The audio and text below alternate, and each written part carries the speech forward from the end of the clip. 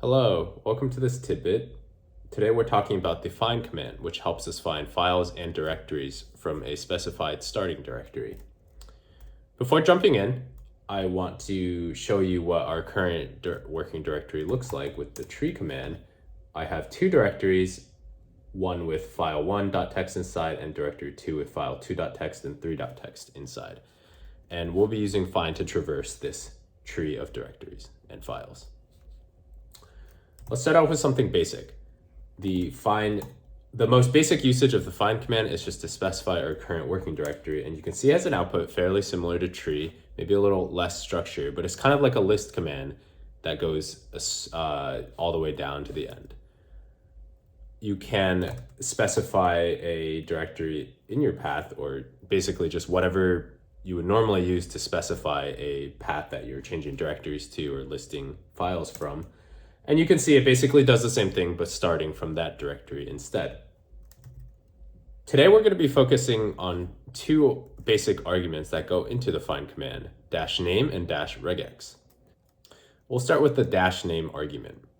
Let's say we're trying to find file1 from before. We'll do find dot, saying our current working directory with our -name argument, and we can put in a file1. You can see that nothing comes up, which is not what we expected. That's because find, the -name argument, always tries to match the full name of the file or directory that we're looking for. So in this case, we have to write file1.txt in order to find it. You might be thinking this seems kind of limiting, and it is, which is why find name argument gives us the wildcard character. It works like this. We type in file1 and we can put a star at the end of it, and we end up getting the same result as before. Another example of how you might use this, we could do pattern star ile1, sure, with another star at the end. And you can see that this wildcards the f at the front and the .text at the end to still get us file1.txt.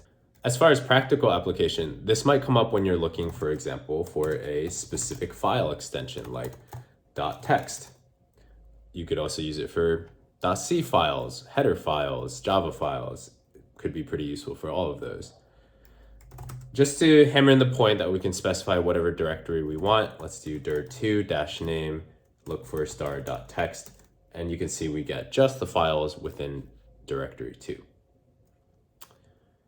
And again, this works with directory names as well. Okay, let's move on to the regex argument. Regex is fairly similar, but we get to leverage regex syntax and generally will let us use this in a much more powerful way. So let's start with a pretty basic .star. It should yield everything, and it does. Let's replicate the same file extension command that we use with the -name argument, and you can see that the same result comes up as before. Now let's try to find something starting with file. And you can see that nothing comes up, which probably was unexpected. And that's because with the -regex argument specifically, it's looking for full file paths as opposed to the -name argument, which only matches exactly the name of the file or directory. To make this correct, we need to do something like .star file.star. And you can see it matches the same results as before.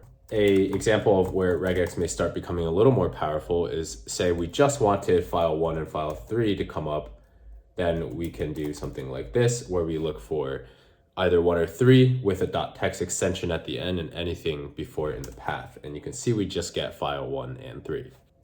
I just want to give one more example using the directory argument with the regex sub-argument, other argument. We're going to put in the file regex again, and you can see the correct results come up. You should note, though, that in this case, directory 2 is the start of the path, and because regex cares about the whole path, you probably need to be a little more careful with how you specify the path you're looking for. And that's it for the find command.